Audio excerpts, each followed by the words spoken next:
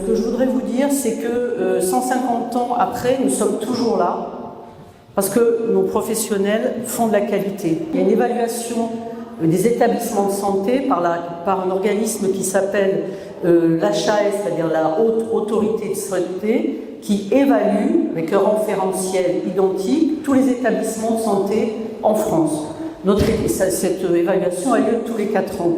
Et donc, les résultats sont publics, ils sont destinés au grand public, à vous, pour pouvoir aussi évaluer les établissements dans lesquels vous êtes soigné. Notre établissement a été certifié avec la mention maximum, c'est-à-dire haute qualité des soins, où il y a moins de la moitié des établissements, même beaucoup moins de la moitié, qui ont ce label de qualité. Donc, ce n'est pas que du discours que je suis en train de vous dire là, parce qu'en tant que directrice, c'est normal que je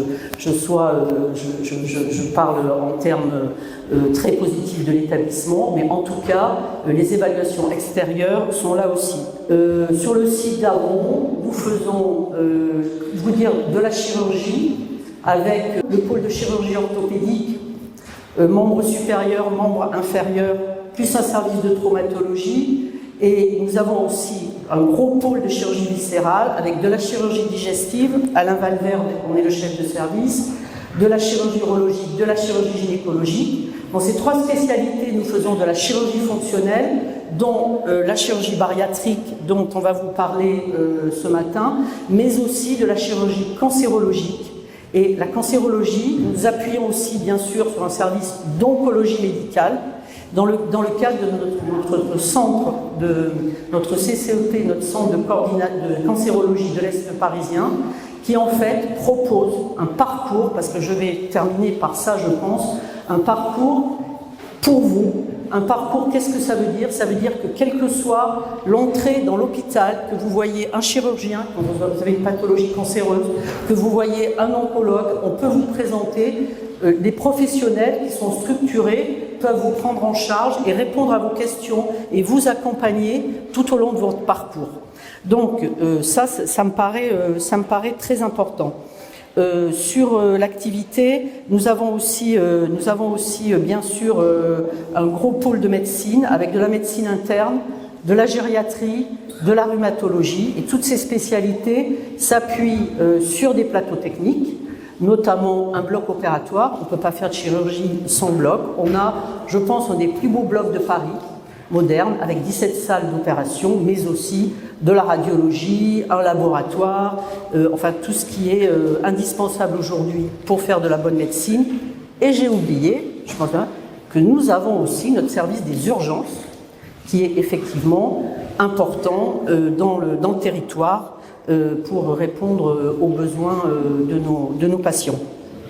En conclusion, donc, nous sommes un acteur clé du territoire. La preuve en est, depuis 150 ans, nous sommes toujours là. Nous sommes toujours là parce que les professionnels qui travaillent dans cet établissement font de la qualité. Et font de la qualité pour vous avez une médecine accessible à tous, pas de dépassement d'honoraires, et on allie le meilleur de la technique, c'est indispensable, mais en même temps, un accompagnement humain qui pour moi est fondamental pour une bonne prise en charge. Voilà, merci de votre écoute. L'alimentation comme outil de défense. L'alimentation comme outil de défense, c'est ce qu'on appelle l'immunonutrition, c'est-à-dire que par certains aliments, on stimule les défenses immunitaires et donc on prépare les personnes à subir un traumatisme, que ce soit une intervention chirurgicale, le chirurgien est un grand agresseur, mais surtout qu'on doit supporter tous les traitements pour un cancer.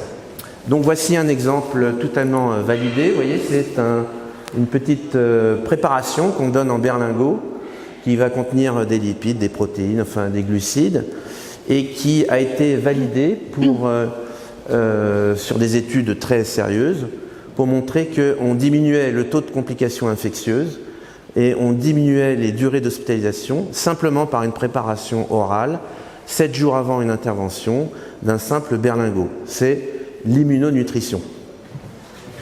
Voilà un des effets positifs, mais l'alimentation aussi peut être la cause de beaucoup de soucis.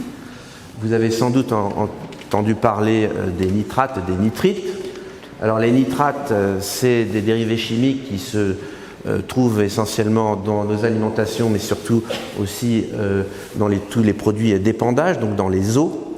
Et tout ceci peut contaminer notamment tous les légumes feuillus comme la laitue, la scarole, etc. Donc ces nitrates vont être absorbés de la même façon qu'ils peuvent se transformer parfois en nitrites. Et souvenir de chimie, nitrate NO3 qui va perdre un électron et NO2- par une réaction d'oxydation. Eh bien ces nitrites, on les trouve aussi dans l'alimentation parce qu'ils sont utilisés comme conservateurs alimentaires, notamment pour les viandes et les charcuteries. Eh bien, tout ceci fait que ces nitrites peuvent entraîner des réactions chimiques qui vont créer des nitrosamines. Et là, ça a été clairement montré aussi. Là, ce que je vous dis, ce sont vraiment des éléments qui sont basés sur des preuves médicales, de la littérature, des études sérieuses. Eh bien, il y a une relation directe entre l'effet des nitrosamines et le cancer colorectal. Donc, tout ceci débouche sur donc, des recommandations. La réduction des additifs en charcuterie, tout simplement. C'est-à-dire qu'il faut manger moins de charcuterie. Donc pour les amateurs de charcuterie, eh bien, sachez que 150 grammes, ce qui est de charcuterie par semaine, c'est ce qui est recommandé.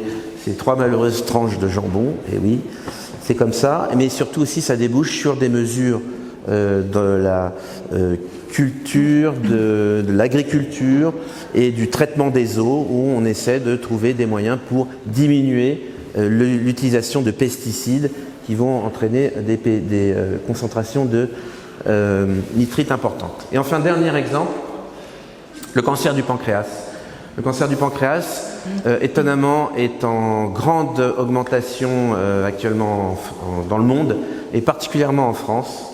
Alors pourquoi, on ne sait pas. On connaît certains facteurs prédisposants, qui sont le diabète, l'obésité, le tabac, et des facteurs environnementaux. Parmi ces facteurs environnementaux, il y a probablement des éléments liés à l'alimentation, et une étude de cohorte très sérieuse a mis en évidence clairement la présence plus importante de dérivés organochlorés. Ces dérivés organochlorés ont été mesurés, donc c'est une étude très sérieuse qui a comparé des gens qui avaient une opération pour un cancer du pancréas et une opération pour autre chose qu'un cancer du pancréas, et on faisait des prélèvements systématiques dans le tissu des patients et des prélèvements d'urine. Mais il a été clairement montré une superposition entre les patients qui avaient un cancer du pancréas et une concentration plus importante de ces dérivés organochlorés. Voilà un exemple où on ne dit pas que les dérivés organochlorés sont directement responsables du cancer, mais qu'il y a une relation effectivement très intéressante. Alors je vais passer maintenant la parole à Karine Bécassis, qui est diététicienne nutritionniste dans l'équipe et qui va vous traiter d'un sujet aussi très intéressant qui sont les croyances et la réalité. Bonjour à toutes et à tous.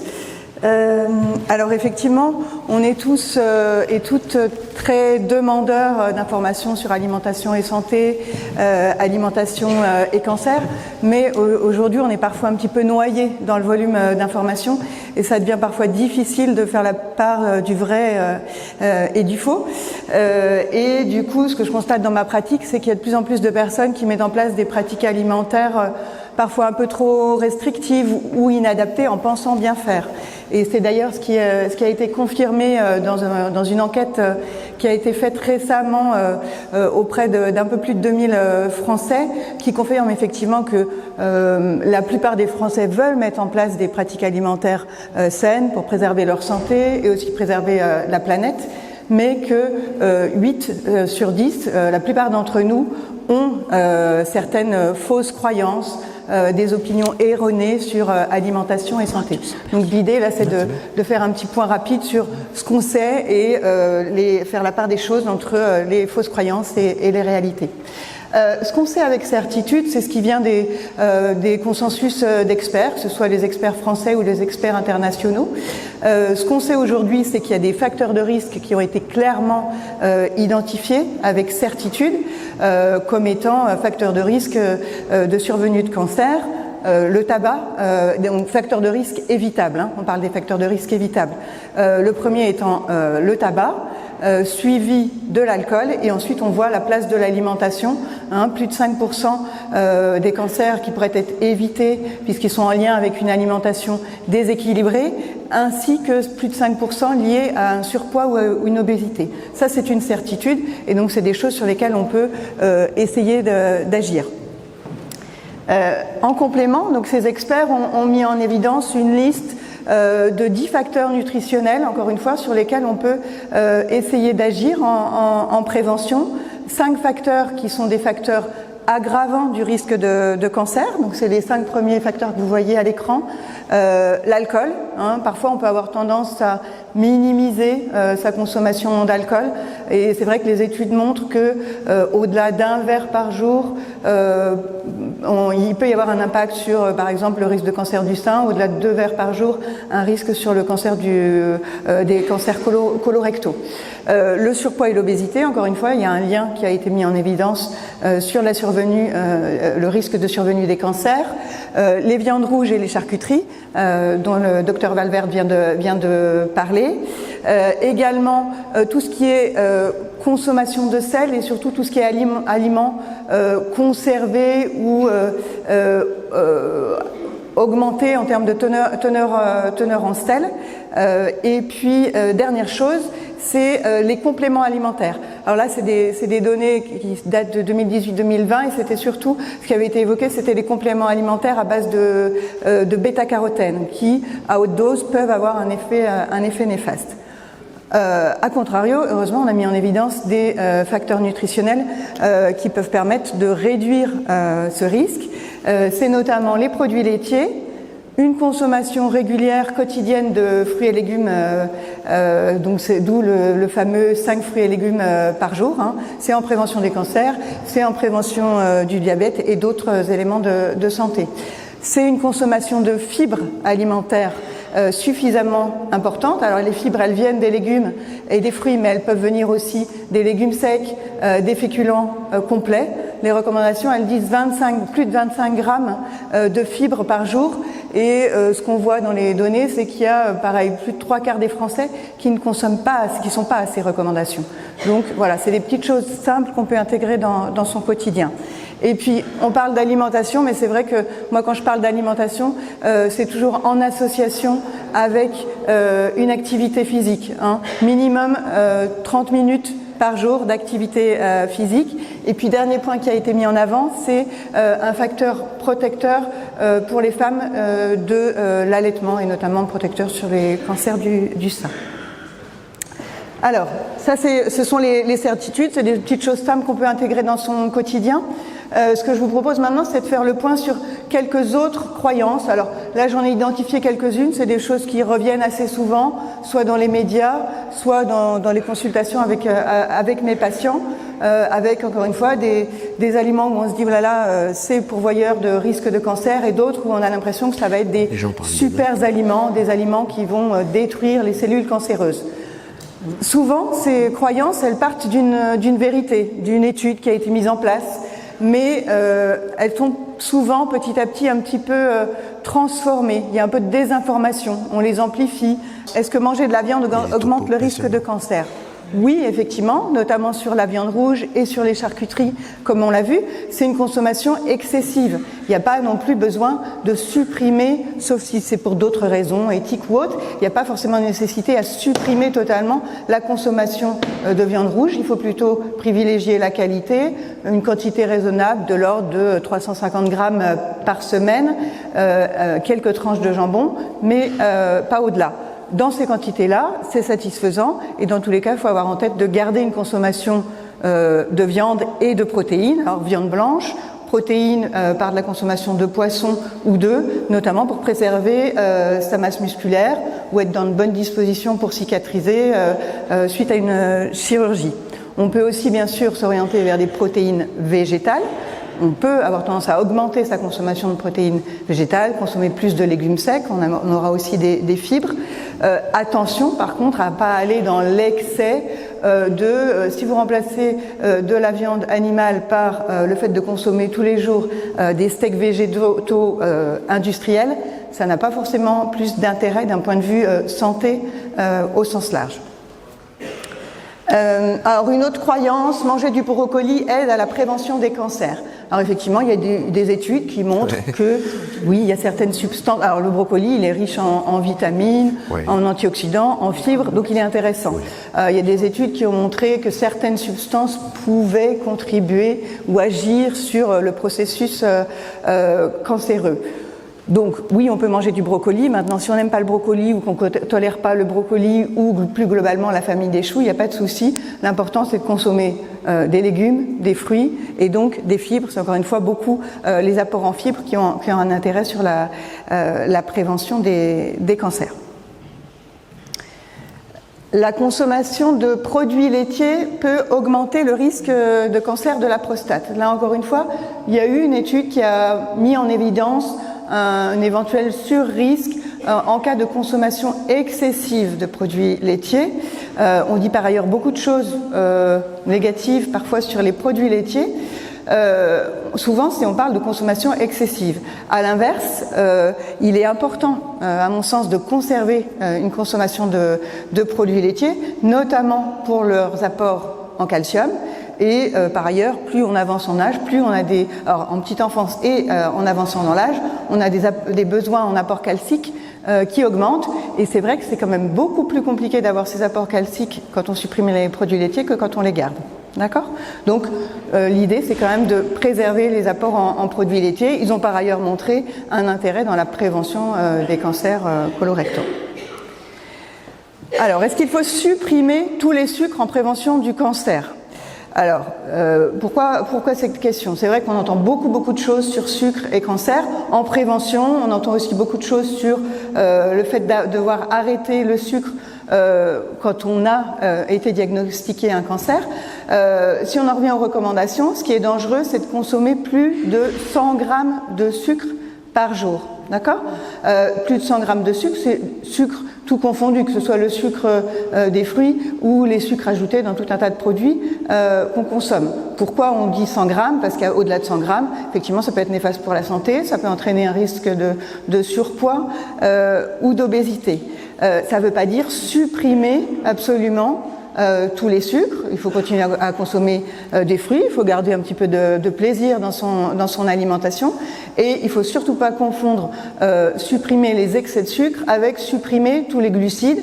Il est hors de question de supprimer tous les féculents de son alimentation. On n'aura plus d'énergie, on risque d'avoir des carences. D'accord ? Donc globalement, dans tout ce qu'on entend, il faut avoir quand même un petit esprit critique et garder une certaine diversité. Ok ? Je crois que c'est le dernier point que je voulais aborder, le jeûne. On parle beaucoup de jeûne intermittent. Alors sur le jeûne, quelqu'un qui est en bonne santé, qui veut ponctuellement pratiquer le jeûne intermittent, parce que parfois ça peut apporter un certain bien-être, un peu de confort digestif, voire parfois une petite perte de poids quand on fait le jeûne plutôt sur la partie dîner et nuit. Pourquoi pas ? Moi, je ne suis pas radicalement contre. Par contre, il faut bien avoir en tête qu'il n'y a absolument rien de prouvé en termes de prévention de cancer ou, encore une fois, de nécessité à pratiquer le jeûne intermittent quand on a eu un diagnostic de cancer.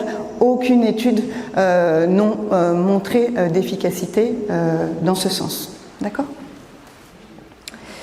Alors, en synthèse, voilà, ce qui me semble important, et encore une fois, il faut garder du plaisir dans son alimentation, de la diversité. Donc, globalement, il n'y a pas d'aliment miracle, il n'y a pas un aliment qu'on va consommer à haute dose qui va malheureusement nous permettre de complètement se prémunir du cancer.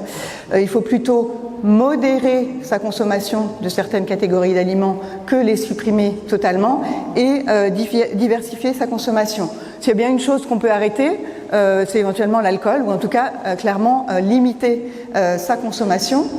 Consommer des fruits et légumes, 5 portions par jour, ainsi que des légumes secs et des produits céréaliers complets pour leurs apports en fibres. et éventuellement, notamment sur tout ce qui est légumes secs et produits céréaliers complets, si on en a l'occasion, c'est vrai que c'est un petit peu plus cher, peut-être privilégier du bio plutôt que du classique. Éviter au maximum tout ce qui est produits transformés, encore une fois parce que c'est là qu'on retrouve justement les nitrites, les nitrates, les additifs, les conservateurs. Il y a beaucoup d'études qui sont en cours et qui auraient tendance quand même à montrer que tous ces produits-là sont néfastes par rapport au risque de cancer et par rapport à d'autres paramètres. Compléments alimentaires. Globalement, avec une alimentation variée, on n'a pas a priori besoin de prendre des compléments alimentaires, sauf si vous ont été recommandés sur prescription médicale, parce que vous avez une carence ou parce qu'il a été identifié que vous devez prendre un complément alimentaire. Sinon, globalement, il y a non plus pas beaucoup d'intérêt, d'accord ? Et puis, je vous encourage à essayer, dans la mesure du possible, à avoir des sources d'information fiables. La première source d'information fiable, c'est votre médecin généraliste, les professionnels de santé que vous êtes amenés à consulter. Et puis, dans les médias, c'est des sources fiables, donc des organismes reconnus, la Haute Autorité de Santé, l'ANSES. Sur le cancer, il y a le réseau NACRE qui produit également beaucoup d'informations fiables. Voilà. Et puis, globalement, tout ce que vous mettrez en place pour la prévention de cancer, c'est souvent des recommandations qui ont du sens pour la prévention santé au sens large et la prévention du surpoids et de l'obésité. Voilà. Et puis, bien avoir en tête que l'alimentation, c'est une chose, mais ça doit être associé à une hygiène de vie globale, l'activité physique, arrêter le tabac, le sommeil et l'hydratation. D'accord ? Pour finir, je voulais attirer votre attention, donc je vous en ai parlé, le réseau NACRE, il y a un site internet avec des documents pour le grand public, des documents pour les professionnels de santé, et ils produisent vraiment justement des mises au point sur un certain nombre de sujets par rapport à prévention cancer. C'est vraiment une source d'information qui est fiable. Et là, je voulais saluer une initiative qu'ils viennent de mettre en place avec une ordonnance prévention, justement qui balaye un petit peu ce que je viens de vous présenter, et je trouve intéressant de mettre en avant justement la place de la prévention dans la santé et dans la prise en charge de sa santé. Voilà. Merci. Merci, bravo. Et évidemment, nos traitements, le but c'est de mettre les patients en rémission et qui est plus poussé. Les causes sont multiples et impliquées. Il y a parfois une part génétique, mais pas toujours. Une part alimentaire et environnementale, certainement. Et il y a une dysbiose. Donc, ce terme, je vais le définir, c'est que le microbiote intestinal, les bactéries qu'on a tous dans notre intestin, vous avez peut-être déjà entendu parler de ça, c'est un peu à la mode, et bien, il est différent chez les patients qui ont des Mickey par rapport aux patients qui n'ont pas de Mickey. Pardon, j'ai noté que le phénotype est très variable. Qu'est-ce que ça veut dire? C'est qu'il y a des personnes, pour leur diagnostic de la maladie, ils n'ont pas de symptômes. Et à l'inverse, il y a des gens qui ont une maladie dès l'enfance très sévère, qui nécessitent parfois des chirurgies où on a du mal à les traiter. Donc, vraiment, l'expression de la maladie est très différente. Et je pense qu'on connaît tous quelqu'un qui a une Mickey, parce que l'incidence est en augmentation, notamment en France, mais dans le monde entier. Pour vous donner un chiffre qui peut peut-être vous parler, on pense que d'ici à 2030, dans le nord de la France, qui est la région de la France où il y a le plus de Mickey, il y aura 0,6% de la population générale qui sera atteinte par ces maladies. Donc ça fait plus de 30% d'augmentation en 10 ans, ce qui est considérable. Je vous ai parlé tout à l'heure, c'est ces fameux légumes secs et les féculents complets. Il y a des fibres solubles qui sont prébiotiques qui en fait luttent contre cette dysbiose. Donc dans les céréales complètes, les légumineuses, etc. Il y a des fibres insolubles qui sont un peu différentes, qui captent l'eau dans le côlon, qui ratent les selles, elles luttent contre les symptômes notamment de constipation. Et donc ça, c'est les céréales complètes et légumineuses. Toutes ces fibres végétales contiennent des oméga 3, ce qui est bon, notamment les huiles de noix, l'huile de colza, le poisson. Et il y a aussi dans l'huile d'olive des oméga 9 qui sont aussi favorables. Et il faut avoir une consommation suffisante mais limitée dans les produits laitiers fermentés. A l'inverse, il faut limiter l'alimentation dans la viande rouge, qu'on dit en général une fois par semaine, les charcuteries, qui est une viande transformée, on en a parlé précédemment, qui ont trop de gras, trop de sel, limiter les boissons alcoolisées, et les aliments ultra transformés. Donc, je vous ai mis en bas à droite le score de Nova, qui est parfois indiqué sur les aliments, mais pas toujours. Et quand on est complètement à droite, quand c'est rouge 4, c'est les aliments qui sont ultra transformés. Il ne faut pas consommer ces aliments-là. fois qu'on a la maladie, donc là on est en prévention pour ne pas l'avoir. Une fois qu'on l'a, c'est une maladie chronique. Nous on a des traitements médicamenteux, parfois chirurgicaux, mais maintenant on le sait, c'est démontré, il faut aller au-delà en fait pour contrôler les symptômes des patients. Parfois même quand ils sont en rémission de la maladie qu'on a contrôlée, ils ont quand même en fait des symptômes, et donc on sait qu'il faut agir sur l'alimentation, mais aussi sur l'activité physique, la régulation du stress et des émotions. Actuellement, les armes thérapeutiques liées à l'alimentation qu'on a, la première chose qu'il faut dire qui est importante, c'est qu'il n'y a pas actuellement une alimentation qui guérisse de cette maladie. On cherche évidemment, ce serait la meilleure option pour traiter ces patients, mais pour l'instant, il n'y a pas un aliment qui guérit. Mais dans certains cas, pas tout le monde heureusement, on prescrit des repos digestifs, c'est-à-dire que les patients ne doivent plus manger. Et évidemment, il y a des supports nutritionnels parce qu'on ne peut pas rester sans manger. On leur apporte une alimentation, soit par les veines, soit par une sonde éventuellement qui apporte les calories et des aliments, ou le modulaire qui est une poudre qu'on dissout dans de l'eau et qui apporte les calories nécessaires et qui permet ce repos digestif. Il y a un autre traitement qui s'appelle le CDED, Chronic Disease Exclusion Diet, qui est un régime très spécifique où on inclut donc le modulaire, cette alimentation dont je vous ai parlé, et certains aliments sélectionnés, certains fruits, certains légumes. On a le droit au blanc de poulet, aux œufs, aux patates cuites et refroidies. Vous voyez, c'est vraiment spécifique. Et ça a montré son efficacité pour induire une rémission de la maladie en maladie pédiatrique. Et il y a des études encore prometteuses chez l'adulte. Je vous parle de cette étude, on en a eu plusieurs, mais pour quelle est l'alimentation? Est-ce qu'il y a une alimentation qui est anti-inflammatoire contre les poussées une fois qu'on a la maladie? Et donc cette étude qui est pas mal parce que c'est quand même plus de 2500 patients français dans plusieurs centres. La première chose que je trouve très intéressante, c'est de voir que chez ces patients, en fait, on considérait que l'alimentation était saine, que chez 37% des patients qui avaient une maladie néphronie et 48% des patients qui avaient une rectocolite hémorragique. On a un peu de travail à faire. Et les résultats de cette étude, c'était que le régime méditerranéen, l'alimentation saine et équilibrée dont on a parlé, était associé à une maladie moins active. Donc plus de fruits, plus de légumes, moins de soda, ce qu'on a dit avant. J'insiste sur un petit détail, c'est quand même le biais de causalité inverse, c'est-à-dire que les patients qui sont actifs sur leur maladie, qui ont la diarrhée, qui ont mal au ventre, ils ont du mal à manger des fruits, des légumes, forcément ça fait un peu plus mal au ventre, et donc c'est difficile de faire de cause à effet entre le fait d'avoir une maladie moins active et une alimentation plus équilibrée. Donc on a dit qu'il fallait bien manger, sauf que du point de vue des patients, en fait on voit que 73% des patients ont des craintes vis-à-vis de certains aliments, que 78% ont modifié leur alimentation et certains de façon importante, que tous les aliments que je viens de vous citer qu'il fallait consommer, donc les fruits et les légumes sont moins consommés qu'en population générale, et à contrario, qu'ils mangent trop de féculents, il faut manger bien sûr, mais en quantité raisonnée. Donc qu'est-ce qu'on peut faire en pratique pour les aider?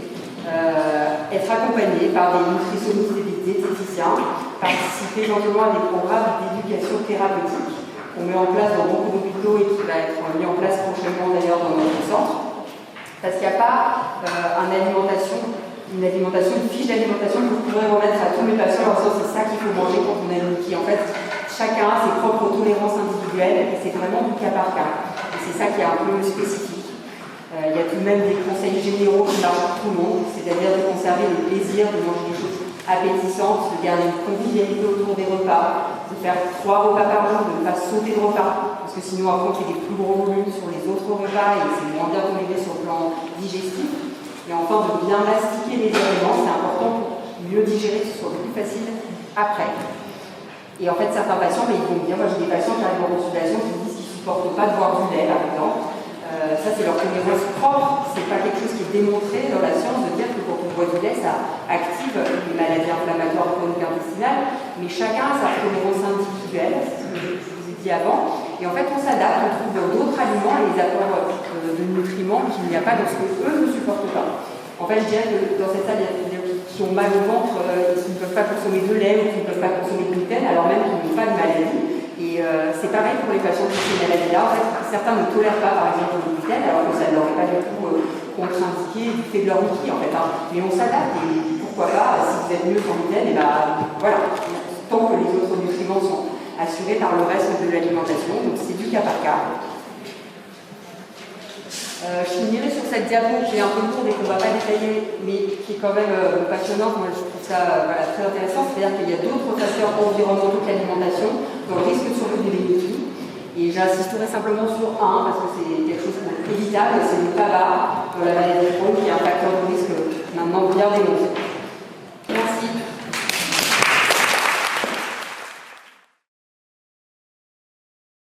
Moi, je vous présente la seule pathologie jusqu'à là qu'on peut voir de l'extérieur. Parce que ici, j'ai entendu des gens qui ont des rectocolites, j'ai entendu des gens qui ont des cancers, bien sûr, ou qui ont eu des cancers, mais j'ai vu les gens qui ont eu de l'obésité.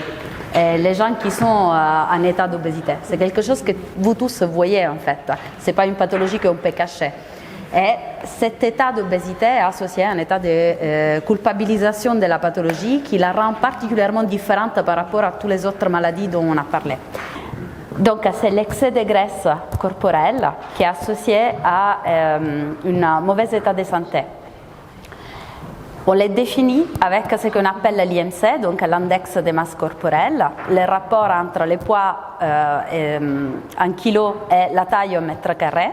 Et cet index de masse corporelle, ça nous permet de rendre les malades un peu tous dans une catégorie. Vous savez, en médecine, ça nous plaît beaucoup la catégorie parce que ça nous permet de trouver la bonne solution, pas aux patients, mais à la catégorie. Mais effectivement, je vais vous expliquer plus tard, la prise en charge de l'obésité ne peut pas être par catégorie, doit être par personne, par individu. Et effectivement, donc, je voudrais bien vous présenter l'IMC. Vous devez l'imaginer comme un truc très coloré avec plein de lignes. Il y a, à partir de 18, on définit la malnutrition. Ça commence à devenir compliqué là.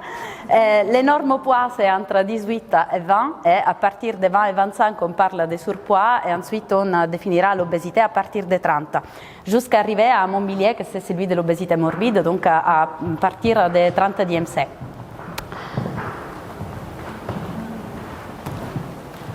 La diapo après parlait des pathologies qui sont associées à l'obésité.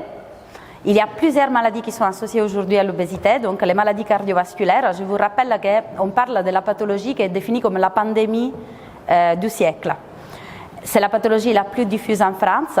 L'étude Ofero a montré qu'en 2019, on devait avoir à peu près 42% de prévalence de l'obésité et du surpoids en France.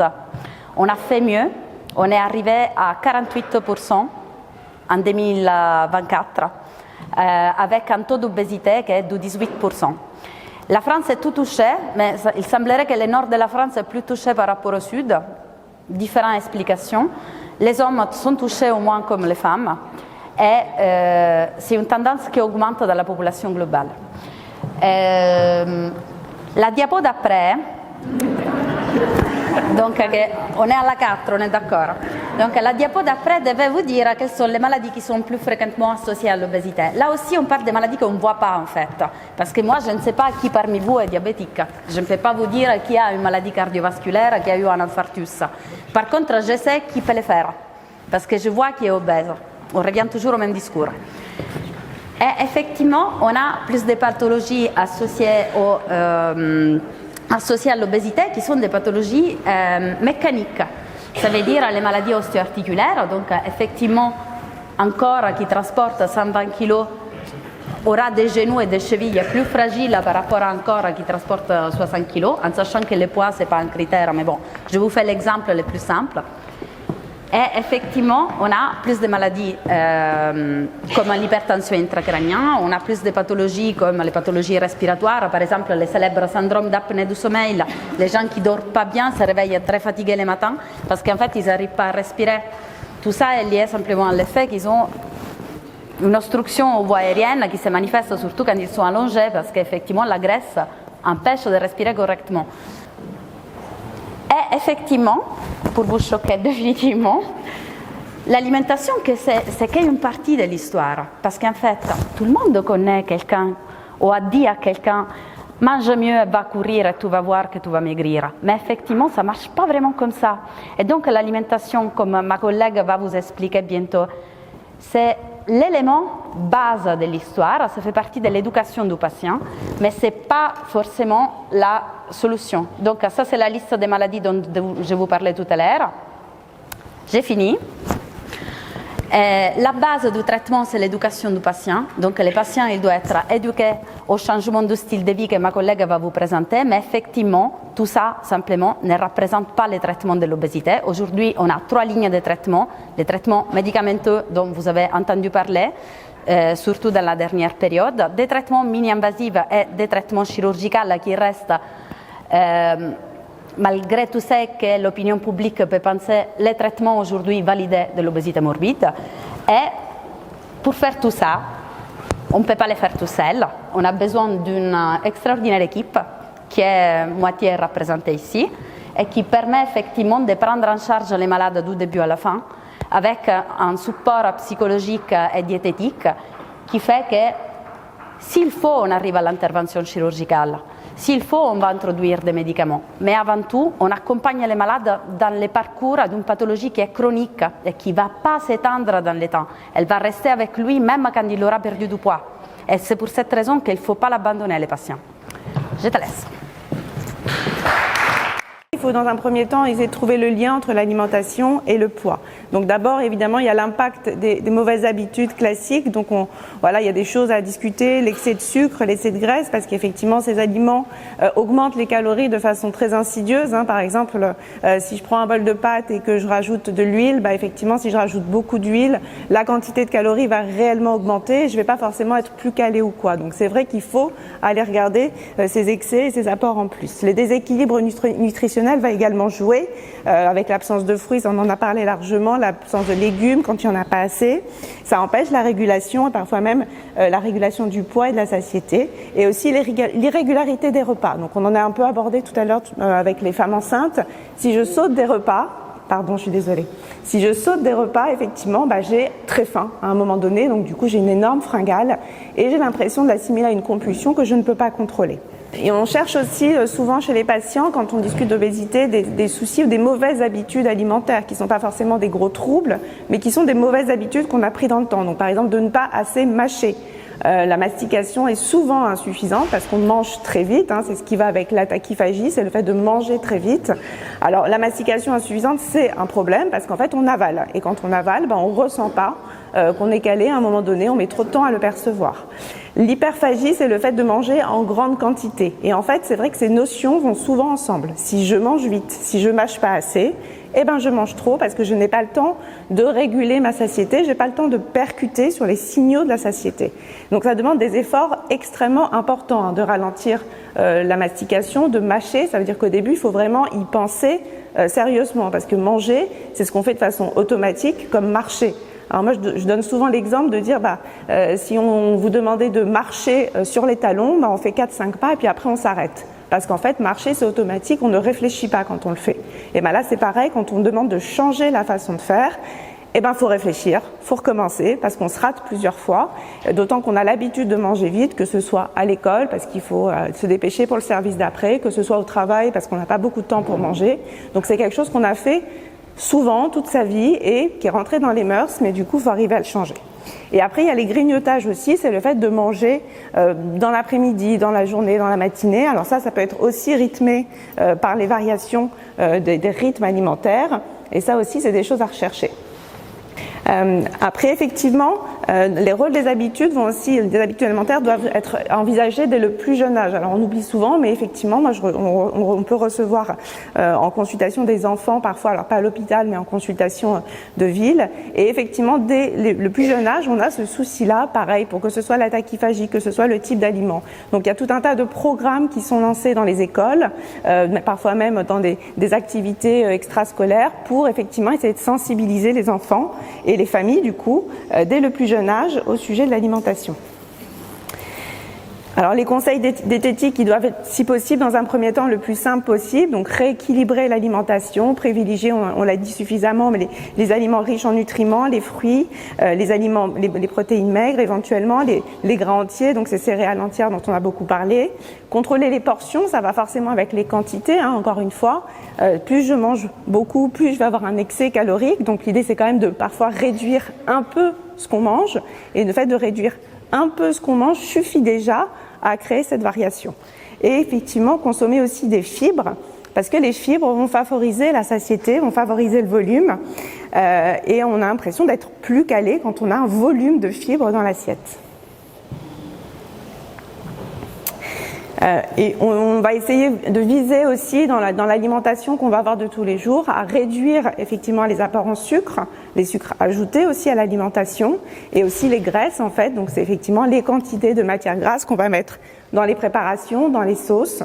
Alors c'est vrai que ça va très vite quand on considère un repas. Alors par exemple typiquement c'est souvent le repas au restaurant. Si je prends entrée, plat, dessert, et ben dans mon entrée je peux avoir un excès en graisse. Dans le plat je vais avoir les petites sauces qui accompagnent le repas qui a déjà été cuisiné dans le beurre, les sauces dans les légumes, les sauces dans le dessert, le gras dans le dessert, le sucre. On se retrouve avec des repas qui sont vite quand même très excédentaires. Et il faut évidemment augmenter la consommation de fruits, de légumes, de protéines et de céréales. Alors on va quand même toucher un mot des régimes restrictifs parce qu'on en reçoit beaucoup dans tous les sens, que ce soit à l'hôpital ou ailleurs, parce que c'est la mode, parce qu'en fait on a besoin, souvent dans l'alimentation et l'obésité, on a souvent ce besoin de perdre du poids rapidement, donc du coup les gens cherchent des solutions rapides, vite, efficaces. En fait, ils veulent que ça descende vite en fait. Et donc du coup on se retrouve avec tout un tas de régimes où on mange quasiment plus rien, où on mange que des salades, où on mange plus de protéines, où on mange au contraire que des protéines. Enfin on retrouve toute une variété de régimes d'exclusion qui sont vraiment à prendre avec des pincettes et à beaucoup de prudence et surtout à éviter en réalité, parce que ça entraîne au final sur le long terme des carences. Déjà, on a des carences en nutriments, on a des apports qui ne sont plus équilibrés, des carences en fibres aussi, alors notamment dans les régimes où on n'a plus de légumes parce qu'on a que des protéines ou je ne sais quoi, donc avec des troubles digestifs et tout ce qui peut être associé à ça.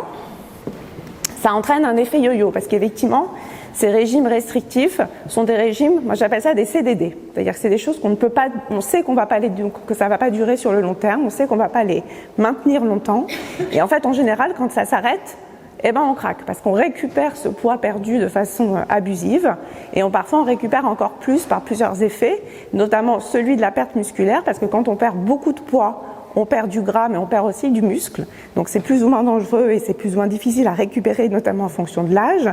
Et le poids perdu revient très vite en fait parce que la dette était tellement importante qu'on a cette forme de récupération dans les régimes trop sévères. Il y a également un déséquilibre hormonal qui est associé, notamment avec des baisses, des variations d'hormones qui vont réguler la faim et la satiété, donc notamment pour la leptine qui régule la satiété, et également une augmentation de la gréline qui va augmenter la faim. Donc en fait, on est dans des régimes très restrictifs et on a l'impression d'avoir tout le temps faim. Donc tout ça, ça perturbe le métabolisme avec des apports caloriques qui vont être continuellement faibles et le corps va se mettre comme en espèce d'économie d'énergie, donc il va essayer de moins consommer, d'adapter cette consommation et finalement des fois on se retrouve effectivement avec des situations où on mange de moins en moins mais on perd toujours pas. Évidemment, de ne pas manger ou d'avoir des régimes très restrictifs, ça entraîne aussi des troubles du comportement alimentaire avec des phénomènes de compensation. C'est ce qu'on appelle, quand on dit on craque, en fait, c'est je craque, j'ai remangé, j'ai récupéré quelque chose. Donc ça peut être des espèces de frénésie alimentaire, de manger beaucoup d'un coup pour rattraper, ou alors des obsessions. Alors les patients peuvent bien nous le décrire. Je pense au manger du matin au soir. Je pense au chocolat que j'ai pas mangé. Je vois le matin, je le vois le soir, je le vois l'après-midi. J'y pense tout le temps. Et évidemment, la variation des repas entraîne aussi des variations de susceptibilité digestive et de sensibilité digestive, avec parfois des problèmes de digestion et des variations de la flore sur des très longs termes. Et quand on fait un régime sévère, on est fatigué, on est un peu irritable. En fait, ça a un retentissement sur la santé mentale. Donc en fait, évidemment, quand on fait attention une semaine, c'est pas très grave, ou quand on fait ces régimes très sévères une semaine, bon, ça peut se tenir, mais encore une fois, c'est toujours en CDD, c'est-à-dire qu'on a toujours cette notion de je vais le faire un peu, et puis quand j'arrêterai, je m'arrêterai. Mais quand on s'arrête, la réponse, elle n'est pas très agréable, parce qu'en général, tout va mal. Et effectivement, on a parfois chez ces patients des fatigabilités, des pertes de concentration, même de la mémoire à court terme, et des risques de troubles métabolisme qui vont avec. L'autre chose sur laquelle j'aimerais insister, c'est tout ce qui est produit hyper transformé. Donc ça, on l'a vu en long, en large et en travers. Mais c'est vrai que dans la vie de tous les jours, en fait, le problème, c'est qu'il y en a beaucoup, partout. Alors il y a beaucoup de débats entre les produits bio, les produits pas bio, les produits, mais globalement un produit transformé et hyper transformé est un produit hyper transformé quelle que soit l'origine. Donc un produit hyper transformé, c'est un produit qui a été modifié par tout un tas de chaînes industrielles avec souvent des additifs, des colorants, des exhausteurs de goût et tout un tas de choses en plus. Et ces produits ont un impact sur la santé d'une façon générale. Donc l'idée, c'est effectivement alors tout ce qui va être snack, tout ce qui est plat préparé, parfois des gâteaux aussi, tous les céréales qu'on peut trouver parfois aussi au petit déjeuner sont des produits qui sont hyper transformés aussi. Il y a un risque pour la santé parce qu'effectivement, il y a une qualité nutritionnelle qui est un peu moins bonne. Alors parfois, quand on prend par exemple des plats tout prêts ou des choses comme ça, on a l'impression qu'il y a tout dedans. Mais en fait, effectivement, parce qu'il va y avoir, je sais pas moi, un petit plat avec, on va pas citer de marque, mais un petit plat avec du poulet, du riz et des légumes. Donc on se dit, bah c'est super, on a tout pris. Mais en fait, les quantités ne vont pas être adéquates. La répartition ne va pas être adéquate et on peut aussi avoir très faim 2 heures après. Donc ça ne change pas grand-chose au problème. Les aliments ils ont une qualité nutritionnelle souvent inférieure en termes de rendement industriel. Il y a une augmentation de risque de maladies chroniques sur la longue, évidemment, c'est pas parce qu'on a mangé une fois que ça pose un problème, et parfois même un impact sur la santé mentale, parce qu'on peut avoir des espèces de troubles de l'humeur qui peuvent être associés sur des consommations en excès, évidemment, de ces produits. Et il y a des produits qui sont potentiellement nocifs associés avec ces produits-là, donc à limiter quand même au maximum. Donc, pour essayer de résumer, il faut privilégier les aliments peu transformés quand c'est possible. Alors, peu transformés, ça veut dire le moins cuisiné possible. Lire attentivement les étiquettes, alors c'est pas toujours évident, donc ça, faut se faire aider, faut se faire accompagner, parce que c'est pas évident de décrypter ça, et limiter la consommation des aliments transformés. On revient aussi sur l'activité physique, parce que c'est une arme indispensable, on va dire, dans la lutte contre le surpoids ou l'obésité. Et l'activité physique, c'est tout. Alors c'est vraiment tout. C'est pour, je veux dire, il n'y a pas de petites économies, il n'y a pas de petites marches qui servent à rien. Ça peut être pour aller acheter quelque chose, pour se déplacer sur des petits chemins. Alors moi, je dis même aux patients des fois d'aller se balader dans des centres commerciaux. Ils me disent mais c'est pas de la marche. Bah si, quand on a fait 3 fois le tour du centre commercial, on a marché quand même, ça compte. Donc faut pas hésiter en fait, parce que souvent on entend marche comme une activité sportive, avec des bâtons de randonnée, avec des choses comme ça. Alors oui, évidemment, si on peut le faire, si on a la capacité physique de le faire, il faut le faire. Mais parfois c'est trop long, parfois c'est trop dur, parfois c'est trop rapide, c'est difficile de trouver un groupe qui va coller avec son rythme. Donc toutes les petites marches sont bonnes. Parfois même à la maison. C'est-à-dire que on a vu ça par exemple pendant le confinement, on disait aux gens de marcher chez eux. Donc ils faisaient des tours comme ça. Ils marchaient à la maison, alors c'était bien quand ils avaient des grands appartements, mais même dans les petits, on pouvait marcher des kilomètres en fait, du moment qu'on était debout et qu'on faisait quelque chose. Et surtout dormir. Dormir, donc si vous avez un trouble du sommeil, où il faut absolument le régler, parce que quand on est fatigué avec une fatigue chronique, c'est compliqué de lutter contre ces impulsions, c'est compliqué de se concentrer sur toutes ces choses à faire, c'est même compliqué de faire à manger. Donc il y a des gens par exemple qui vont mal dormir et qui du coup vous disent j'ai pas le courage de faire à manger, j'ai pas le courage de faire les courses, j'ai pas le courage de préparer. Donc effectivement, des fois vous commencez, des fois dans nos consultations de nutrition, on se retrouve à d'abord essayer de régler le sommeil avant de régler l'alimentation. Parce que si on dort pas et si on est crevé, en fait, avant d'être assisté, qu'il y a quelqu'un qui soit là pour faire les choses à votre place, en fait, on peut juste rien faire. Donc, il faut absolument régler ce souci-là. Donc, en parler déjà en premier lieu aux médecins traitants, et puis au fur et à mesure à tous les spécialistes qui peuvent concourir à ça. Donc, j'insiste, parce que les régimes restrictifs, on a beau dire ça sert à rien, mais on en a toujours. C'est des effets à court terme, c'est pour avoir des solutions rapides, mais ça ne marchera jamais sur le long terme parce qu'on ne tient pas. La vie familiale, la vie sociale fait qu'on ne peut pas vivre en excluant une partie de l'alimentation. Il y a de nombreux effets secondaires négatifs sur la santé physique et la santé mentale. Il n'y a pas d'autre choix dans l'alimentation pour essayer de gérer et d'aborder le problème de l'obésité que d'envisager les changements sur du long terme. Donc parfois, il faut y aller petit à petit, c'est-à-dire qu'on ne va pas tout changer du jour au lendemain. On ne va pas tout modifier d'un coup de baguette magique. Donc il faut accepter que les changements soient difficiles à faire, mais qu'ils soient progressifs et qu'on arrive surtout à les instaurer au long cours et que ce soit acquis et que ce soit aussi acquis au sein de la famille. Parce que souvent, on se retrouve aussi dans des situations où il y en a un qui va faire des choses et puis tous les autres de la famille ne le font pas. Et donc du coup, ça aussi, ça perdure pas parce qu'on est à nouveau dans une espèce de bulle et qu'on n'arrive pas à maintenir sur le long terme. Donc se méfier des produits hyper transformés, vous avez bien compris, et ne pas hésiter à avoir recours à un professionnel de santé pour vous accompagner, notamment s'il y a des vrais troubles du comportement alimentaire. Merci pour votre attention et un peu en avance, bon appétit. Avant de commencer, je vais quand même vous donner quelques définitions de la douleur. Donc la douleur, c'est vraiment une expérience sensorielle et émotionnelle désagréable qui peut être associée à une lésion tissulaire réelle ou non existante. Donc la douleur, il y a plusieurs composantes de la douleur. Donc il y a notamment une composante sensorielle, c'est-à-dire la composante physique, ce qu'on ressent. Il y a une composante émotionnelle, donc comment on l'interprète, une composante comportementale, comment on réagit à la douleur, et une composante cognitive, c'est-à-dire comment on l'interprète mentalement. Il y a différents types de douleurs. Il y a ce qu'on appelle les douleurs nociceptives, donc ça regroupe les douleurs mécaniques, celles qui augmentent avec la marche, l'activité, les douleurs inflammatoires, notamment tout ce qui est arthrose ou maladie inflammatoire comme on l'a vu tout à l'heure. Il y a ce qu'on appelle les douleurs neuropathiques qui sont les douleurs associées à une lésion nerveuse qui se traduisent comme des décharges électriques ou des brûlures. Et on peut classer aussi la douleur en une douleur aiguë, c'est-à-dire une douleur qui est inférieure à 3 mois, qui est plutôt un signal d'alarme pour nous alerter d'un danger. J'ai mal en fosse iliaque droite. Ah, signal d'alarme, c'est peut-être l'appendicite, donc ça c'est plutôt une douleur aiguë. Et il y a la douleur chronique qui est supérieure à 3 mois, où il y a un retentissement psychologique, émotionnel, et là c'est vraiment une prise en charge globale, on parle même de maladie biopsychosociale.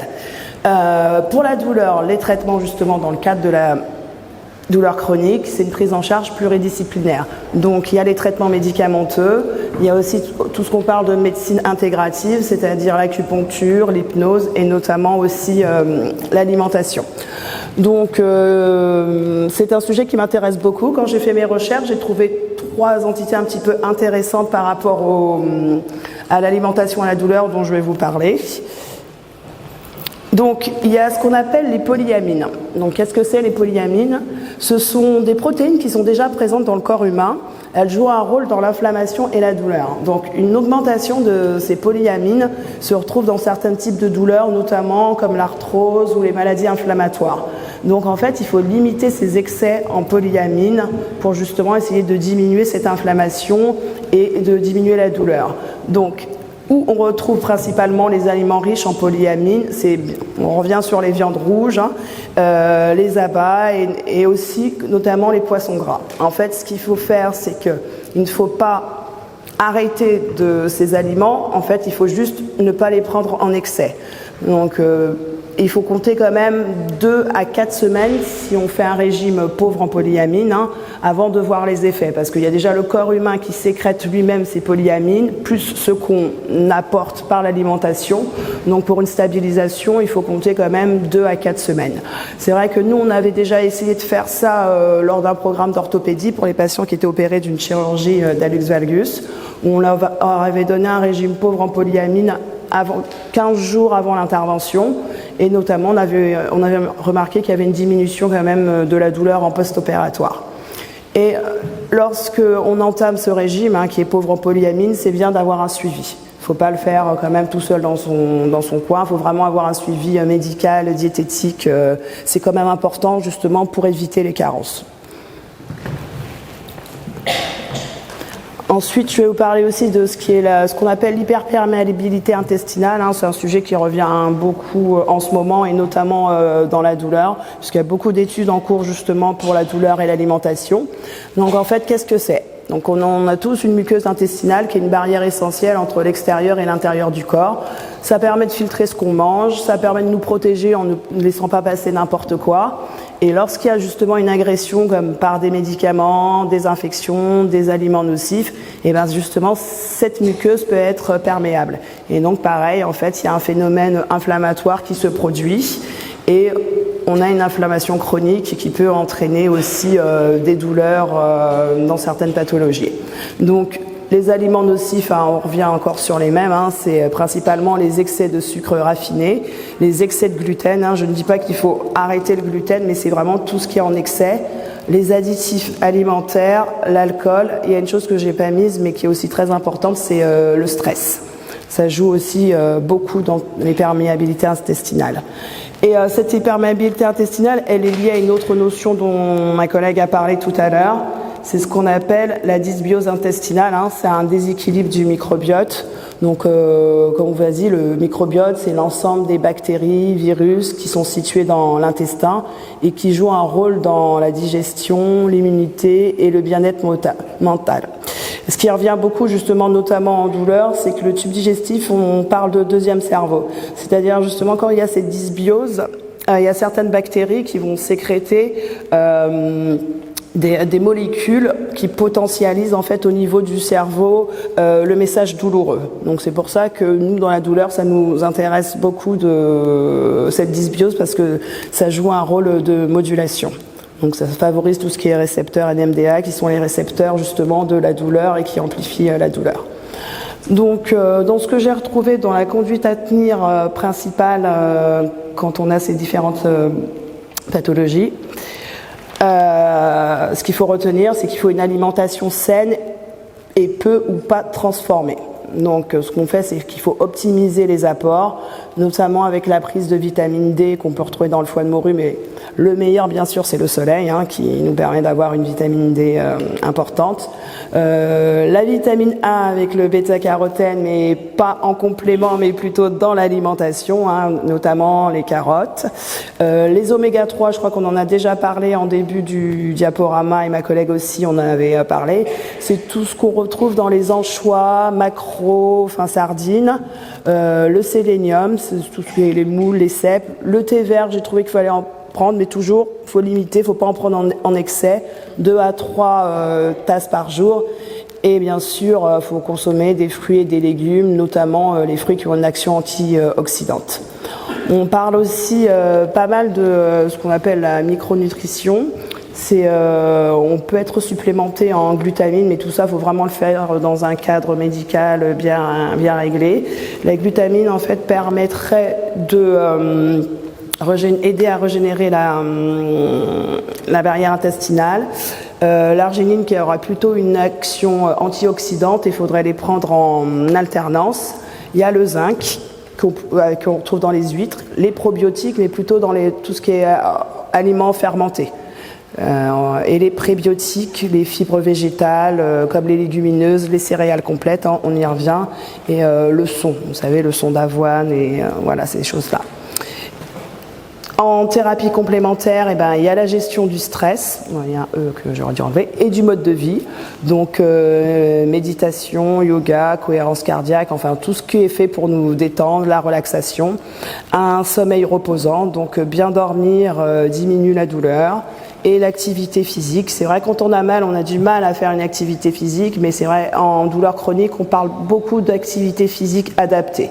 En fait, c'est la régularité qui fait que l'activité physique peut diminuer la douleur, parce qu'en fait, il y a une sécrétion d'endorphine, qui est la morphine naturelle du corps, qui fait qu'on est quand même plus confortable et qu'on a moins de douleur. Donc, ce qu'il faut retenir pour les douleurs, il faut minorer l'inflammation chronique, donc privilégier un régime anti-inflammatoire, sans oublier les micronutriments, rééquilibrer l'alimentation, une activité physique régulière et bien sûr la gestion du stress en complément. Voilà. Merci beaucoup.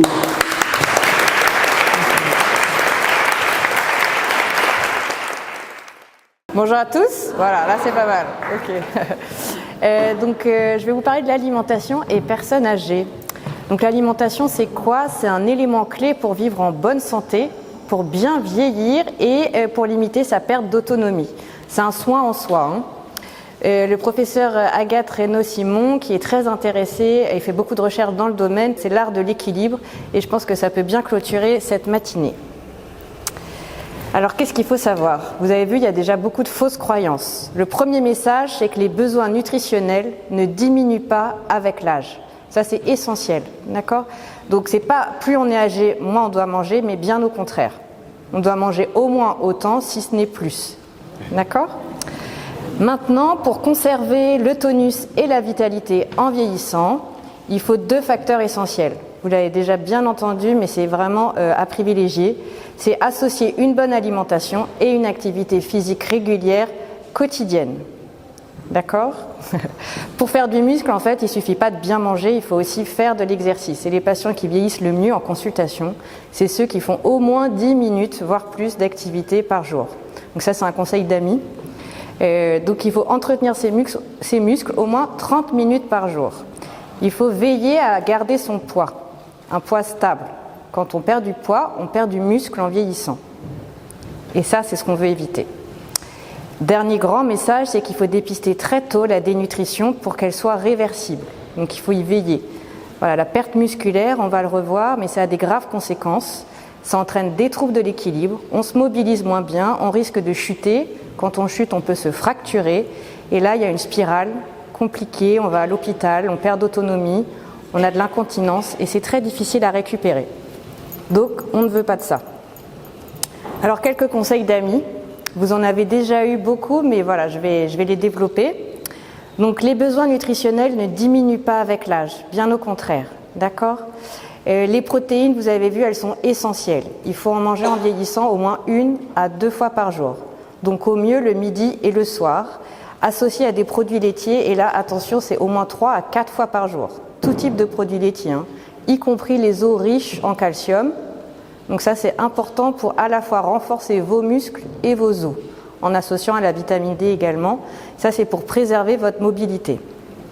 Il faut arrêter les régimes restrictifs après 70 ans en accord avec vos médecins. Souvent, ils avaient une bonne raison d'être présents plus jeunes, mais en vieillissant, c'est vraiment à bannir ces risques de dénutrition. Donc qu'ils soient restrictifs, donc pauvres en sel, pauvres en sucre, qu'ils soient amaigrissants et qu'ils soient déséquilibrés. Donc une bonne hygiène alimentaire, c'est essentiel pour bien vieillir et pour garder son autonomie. Et il faut répartir dans la journée vos apports en calories. Donc bien sûr 3 repas par jour. Il faut éviter de sauter les repas parce que vous perdez des apports caloriques essentiels. Et dans certaines situations, ou quand on a des pathologies chroniques ou qu'on est dénutri, on est autorisé d'ajouter 2 collations à 11h et 16h. C'est en plus des repas, c'est pas à la place des repas. Et il faut des produits de bonne qualité au niveau énergétique et protidique. Il faut bien vous hydrater. Au moins 1,5 litre par jour, sachant qu'en vrai, on a besoin de 2,5 litres par jour, mais voilà, une bonne partie, 1 litre est contenu dans les aliments. D'où l'intérêt aussi de faire attention à ce qu'on mange pour ne pas se déshydrater. Les répartir au cours de la journée en petites quantités, parce qu'évidemment, en vieillissant, on a la sensation de soif qui diminue. Donc il faut penser régulièrement à boire un verre d'eau dans la journée. Je vous recommande également le site mangerbouger.fr où vous avez un menu sur les recettes qui peuvent vous donner des idées de composition, de repas et de recettes. Et donc le dernier grand conseil, c'est de dépister très précocement la dénutrition. La dénutrition, c'est une maladie insidieuse qui apparaît avec le vieillissement et qui a de lourdes conséquences. Elle est malheureusement très fréquente, comme vous pouvez le voir. Donc à domicile, quand même, chez les plus de 70 ans, elle concerne jusqu'à 10% de notre population. À l'hôpital, c'est au moins 50%. Et donc pour ça, je vous recommande de surveiller votre poids tous les mois, 1 fois par mois, de vous peser et de surveiller une perte d'appétit récente. C'est pas normal de perdre de l'appétit, il faut veiller et voir ce qu'on peut faire, trouver la cause et essayer de la corriger. Et donc ça, il faut absolument en parler à votre médecin traitant si ça arrive. Alors je voulais revenir un peu sur une notion, vous l'avez déjà entendu, mais pour bien comprendre en vieillissant, c'est essentiel. L'équilibre nutritionnel, c'est quoi? C'est un équilibre entre les apports, donc ce que vous mangez, et les besoins ou la consommation énergétique. Et en vieillissant, cet équilibre, il est menacé, comme vous avez pu le comprendre. Généralement, on diminue un peu les apports et où on augmente les dépenses énergétiques. Ça veut dire, par exemple, quand on a une infection, on a plus de besoins énergétiques. Quand on a une fracture, quand on fait un AVC. En vieillissant, également, on perd du muscle. Donc dès 30 ans, on perd 5% du muscle tous les 10 ans, si on ne fait pas d'exercice physique. Donc l'intérêt de faire de l'exercice physique, c'est vraiment d'entretenir sa masse musculaire. Et en vieillissant, on a une augmentation de la masse maigre qui vient s'infiltrer dans le muscle, qui est de moins bonne capacité et qui fonctionne moins bien. Donc c'est pour ça qu'il faut faire 30 minutes d'exercice minimum par jour.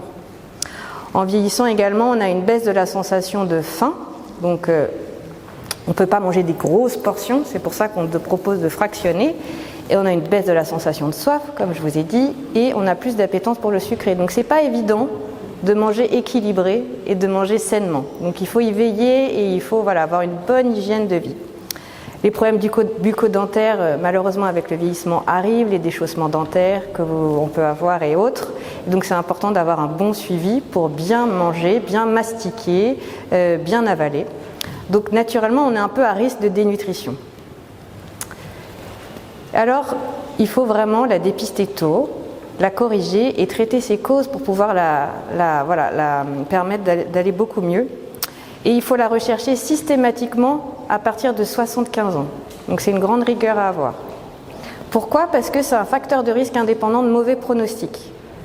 Comme je vous l'ai dit, ça entraîne des chutes. On a une plus grande susceptibilité aux infections quand on est dénutri, donc on fait plus d'infections. On perd en autonomie et ça peut être des spirales compliquées.